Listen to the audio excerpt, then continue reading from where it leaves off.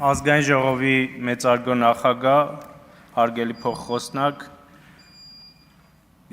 քննարկում ենք Վահագն Ալեքսանյանի ընտրության հարցը ազգային ժողովի փոխնախագահի պաշտոնում, ուզում եմ այնպես ինչպես պարոն Ռուբինյանի դեպքում ասել, որ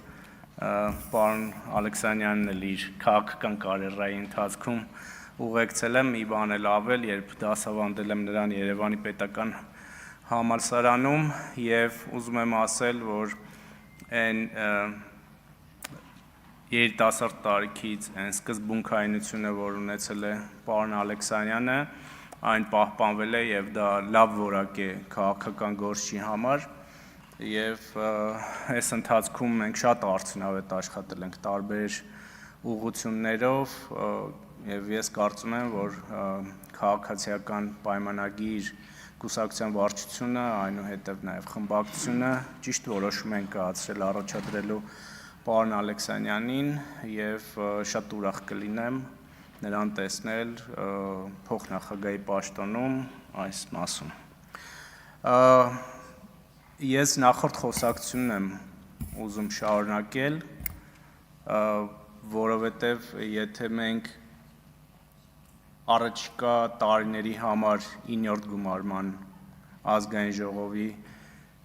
հետ կապված պայմանավորվածություններ ձեռք չբերենք, մենք էլի հետ ենք գնալու 5 կոտրած տաշտակի առաջ, անցած օրերի մեր քննարկումները գնահատում եմ որպես դրական, բայց որոշակի մտահոգիչ բաներ կար, դրվագներ կար, որոնց կուզեի անդրադառնալ և այս ելույթը իրականում չի ունենա այս մասով, եթե չլիներ պարոն Գեղամ Մանուկյանի ելույթը և որքան էլ որ տարօրինակ է պարոն Մամիկոն Ասլանյանի ելույթը։ Ինչ է ասում պարոն Մանուկյանը, ասում է ուժեղ Հայաստանին է դիմում, ասում է այդ որ մենք ստեղ մաշվել ենք ձեր համար, որ գաք սենց մեծ ֆրակցիա ունենաք, նախորդ ընդդիմադիր ֆրակցիաների գումարից պատգամավորական մանդատների մի բան էլ ավել, բայց այդ մենք հենց այնպես չենք մաշվել, էլի, այս իշխող խմբակցության հետ տենց կոնստրուկտիվ խաղեր մի խաղացեք, արեք այն, ինչ որ մենք ենք նախկինում արել։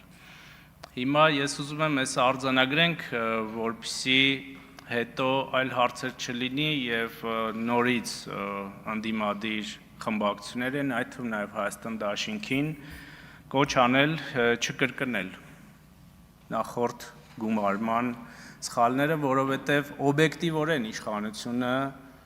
ունի բազմաթիվ օրինական հնարավորություններ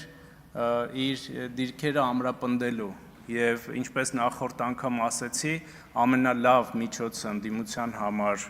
գալ իշխանության, դա այն է, որ ներկայացնի գաղափարներ, ստեղծի հանրային դիսկուրս, իշխանությունը կկատարի դա լավ է, ընդդիմությունը կասի դա իմ արածն է, չի կատարիլ իշխանությունը, տենց դուխով կգնա 5 տարի հետո հանրությանը կասեք, որ այ այսքան լավ բաներ ենք առաջարկել և դուք ուզում եք, որ դա լինի, բայց այս իշխանությունը դա չի արել և հետևաբար ինձ ընտրեք և դա այդպես է աշխատում ամբողջ աշխարհում։ Եվ մյուս դրվագը իհարկե վերաբերում է պարոն Մամիկոն Ասլանյանի ելույթի վերջին մասին, երբ որ ասեց, որ դուք ամեն ինչ անելու եք, որ մնաք իշխանության, մենք ամեն ինչ անել ենք, որպեսզի ձեզ հեռացնենք։ Եթե այս տրամաբանությամբ գնանք, էլի սա հակամարտություն է և հակասում է այն, ինչ որ ես ձեզ ասեցի։ Դուք մեզ հեռացնելու համար ստեղ չպետք է աշխատեք։ Դուք պետք է աշխատեք ի բարօրություն մեր մեկ քաղաքացու 3 միլիոնից, պարոն Ղազարյան, չընդհատեք։ Այդ մեկ քաղաքացու, երբ որ դուք այդ մեկ քաղաքացուն պայմանական ձեզանով անեք ձեր լավ գաղափարներով, իշխանությունը դա բանաձև է, ինքը կհեռանա շատ հանգիստ այդ ժողովրդի պահանջով և այլն։ Մենք էլ որպես իշխանություն աշխատում ենք այն ուղղությամբ, որ քաղաքացին մնա իշխանության կողմեն մեծամասնությունը որ տվել է և հաջորդ ընտրություններին նորից վերընտրվի։ Բայց ինչ ենք մենք ունենում այս ընթացքում։ Ես անկեղծ ձեզ պետք է ասեմ, ես լսել եմ վերջին 4 օրերի բոլոր ելույթները։ Դուք տեսել եք, որ այստեղ նստած հատ լսում եմ ձեր բոլոր ելույթները եւ անկեղծորեն պետք է ասեմ, որ բավականին շատ կետեր եմ գրել ինձ մոտ, որոնք պատրաստվում եմ իմ գործընկերների հետ քննարկել, որոնց մեջ նաև որպես մեղադրանքներ տեսել եմ որոշակի խնդրեմ, որ կարող է դրա տակ ճշմարտություն կա, տեսել եմ որոշ առաջարկներ, որ կարող ենք իրականացնել եւ դրանից մեր հանրությանը ավելի լավ լինի։ Եվ ես կարծում եմ, որ սա պետք է լինի իշխանություն ընդդիմություն գործակցության, համագործակցության այդ հնարավորությունը։ Այդ բոլորը քաղել եմ ձեր ելույթներից, բայց նաև ձեր ելույթներում այնպիսի բաներ կան, որ կարծում եմ մեզանից ժամանակ եւ ռեսուրս է տանում։ Ավելի քիչ ժամանակ ստեղ կնստենք, բայց ավելի արդյունավետ կաշխատենք։ Ասենք, չգիտեմ, Տիկին Մաթևոսյանը հերթական ֆեյքերի շարքն է ներկայացնում, ասենք, փակում եք парքի անկյունները։ Որտեղ մի օրինակ կարող եք ցույց տալ։ Չեք կարող ցույց տալ այդպիսի բան։ Ասենք տարբեր դեղին մամուլի ռեպորտաժներից կամ վերնագրերից գալիս եք այստեղ օրինակներ եք բերում, ֆեյքեր, կատարյալ ֆեյքեր կամ այս թեման ինձ թվում է մենք կխոսենք առաջիկայում, բայց դա տեղավորվում է նաև իրական Հայաստան տրամաբանության մեջ, որը ինչպես նախորդ անգամ ասեցի, արդեն որերորդ անգամ արժանանում է մեր հանրության հավանությանը,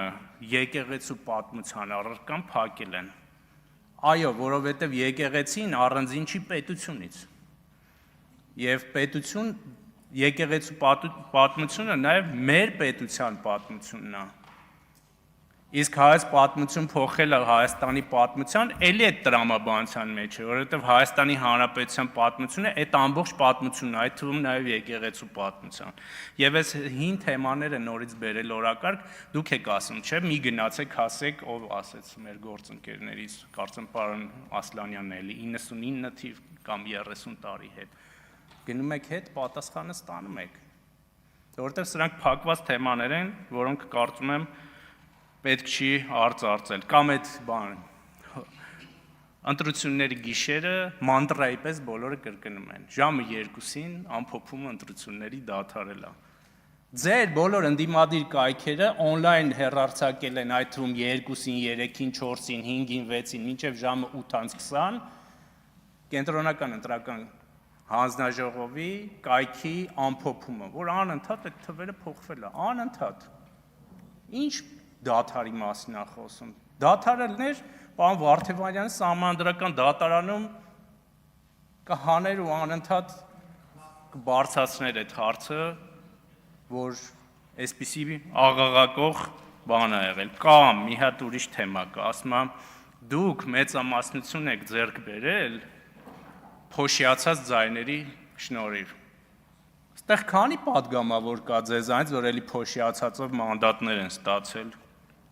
Քանի ինչի եք վերցրել այդ փոշիացածով մանդատները։